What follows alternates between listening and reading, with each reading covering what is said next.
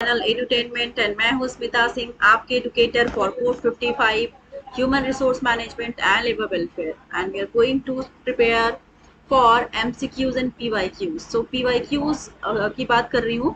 सो 2020 में जो क्वेश्चन पूछे गए थे उन क्वेश्चन की बात करेंगे। एंड इससे पहले जो भी सेशंस मैंने लिया है, लाइक अभी आई थिंक 6 से 7 सेशन मैंने लिया हुआ है सिर्फ पीवाईक्यूज पे, जो कि 2020 में पूछे गए थे, राइट। तो 2020 में पूछे गए क्वेश्चंस पे इसलिए फोकस कर रही हूँ क्योंकि ये मोस्ट रिसेंट था। पिछले मतलब हर 3 साल के जो क्वेश्चन, एक पैटर्न रहा है कि हर 3 साल, पिछले 3 साल के जो क्वेश्चन उधर रिपीट होते हैं, राइट। एंड ऑल्सो आप लाइक हम प्रैक्टिस करेंगे 2017 में पूछे गए क्वेश्चन की, 18 में, 20 का कर रहे हैं, 21 का भी हम देखेंगे, ताकि हमें एक आइडिया भी मिलता जाएगा कि किस तरह के क्वेश्चन का फॉर्मेट रहता है, क्या पैटर्न रहता है, क्या quality quality in the sense की मतलब लेवल क्या है, इसका लेवल का भी आपको पता चलेगा। एंड एग्जिस्टिंग क्वेश्चन के बेसिस पे क्या नया क्वेश्चन फॉर्मेट हो सकता है, या फिर सेम क्वेश्चन कैसे न्यू तरीके से पूछ सकता है, इसकी भी बात करेंगे। सो मैं आपको उस स्लाइड पर लेके चल रही हूँ जहां से हमें आज का सेशन स्टार्ट करना है।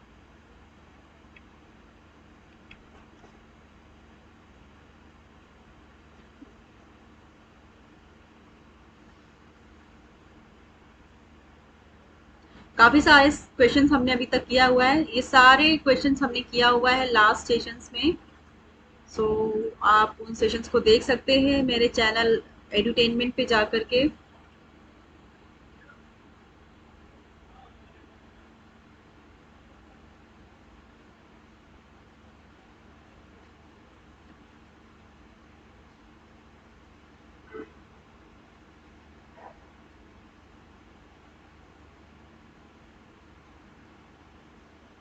ओके, सो आज का हमारा पहला क्वेश्चन है, देखेंगे लास्ट क्वेश्चन, लास्ट सेशन का लास्ट क्वेश्चन क्या था।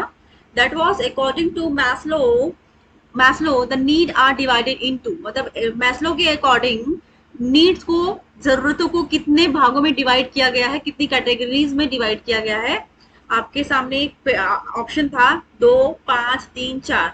सो ऑब्वियसली आपके सामने आप देख रहे हैं, हाईलाइट किया हुआ है मैंने ऑलरेडी, क्योंकि ये क्वेश्चन हम सॉल्व कर चुके हैं। सो इस क्वेश्चन का सही आंसर था 5। 5 भागों में डिवाइड कर सकते हैं मैस्लो के नीड को, राइट। जो नीड हियरार्की थ्योरी थी, नीड थ्योरी थी मैस्लो की, उसमें उसको कितने भागों में बांट सकते हैं, कितने कैटेगरीज में डिवाइड कर सकते हैं, दे आर 5। आज का पहला क्वेश्चन है इस सेशन का। Fifth schedule of industrial dispute act 1947 defines, कह रहे हैं कि जो 5वां शेड्यूल है इंडस्ट्रियल डिस्प्यूट एक्ट 1947 का, क्या डिफाइन करता है इनमें से। आपके सामने ऑप्शंस है। ए, अनफेयर प्रैक्टिसेस को डिफाइन करता है fifth schedule of industrial dispute act 1947, या फिर स्ट्राइक्स को डिफाइन करता है। सी है इंडस्ट्रियल कॉन्फ्लिक्ट्स को डिफाइन करता है, या फिर डी स्ट्राइक एंड लॉकआउट्स को डिफाइन करता है। आपको इस क्वेश्चन का सही आंसर बताना है।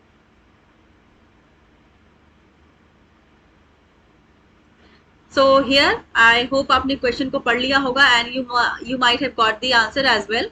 सो इस क्वेश्चन का सही आंसर है option number A, unfair practices. Unfair practices is the fifth schedule of industrial disputes act 1947। Okay, let's move ahead. Next question है, which of the following still combination is required for top management in descending order। Question है, which of the following still combination is required for top management in descending order। descending order में बताना है। सो क्या आपके सामने option A है conceptual, human, technical, या फिर टेक्निकल, ह्यूमन, कॉन्सेप्चुअल। सी है technical, human, conceptual, and again ये B and C again repeat हो गया है, मतलब ओके। एंड डी है ह्यूमन, कॉन्सेप्चुअल, टेक्निकल। सो आपको इस क्वेश्चन का सही आंसर बताना है कि सही सीक्वेंस क्या है डिसेंडिंग ऑर्डर में।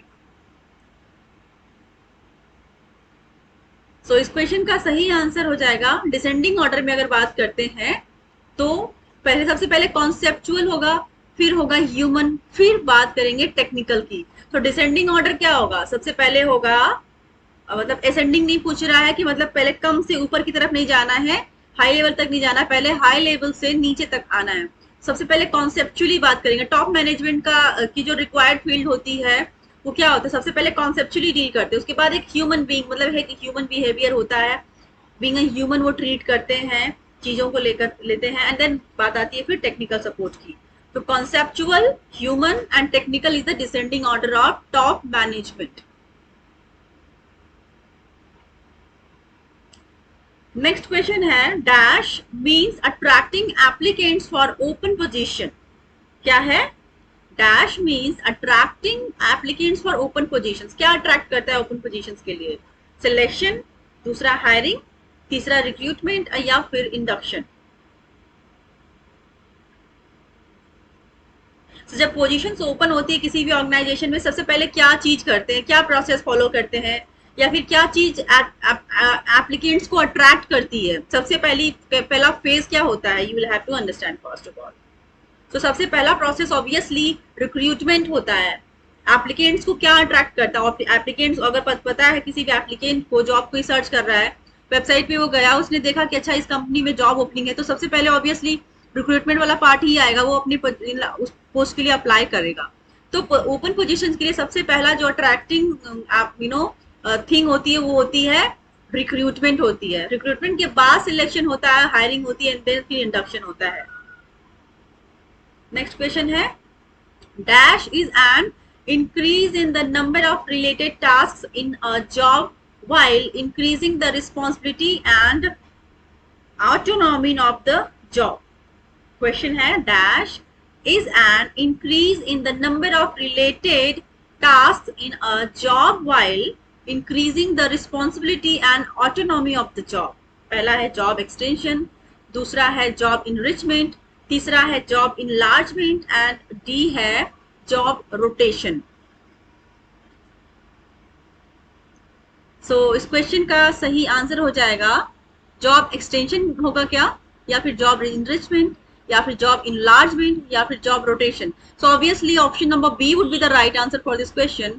Job enrichment is an increase in the number of related task in a job while increasing the responsibility and autonomy of the job.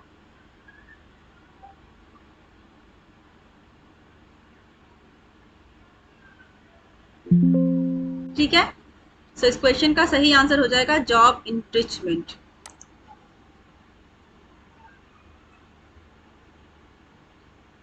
इस क्वेश्चन का सही आंसर वैसे होना चाहिए जॉब इनलार्जमेंट, क्योंकि जब रोल एंड रिस्पॉन्सिबिलिटीज को बढ़ाया जाता है, टास्क को बढ़ाया जाता है, तो होता है जॉब इनलार्जमेंट, मतलब जॉब को इनलार्ज कर दिया गया है। जॉब इनरिचमेंट में होता है कि मॉनेटरी इनरिचमेंट होता है, राइट, जहां पे पैसा आपका बढ़ाया जाता है, आपकी सैलरी बढ़ाई जाती है, that is job enrichment. But यहाँ पर इस क्वेश्चन का सही आंसर होना चाहिए job enlargement. Job enlargement is an increase in the number of related task in a job while increasing the responsibility and autonomy of the job. So option number C would be the right answer for this question. इस question का इस session का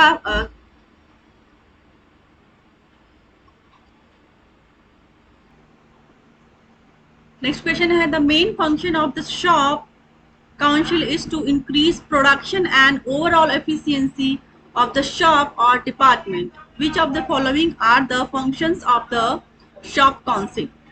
Question है, the main functions of the shop council is to increase production and overall efficiency of the shop or department. Which of the following are the functions of the shop councils?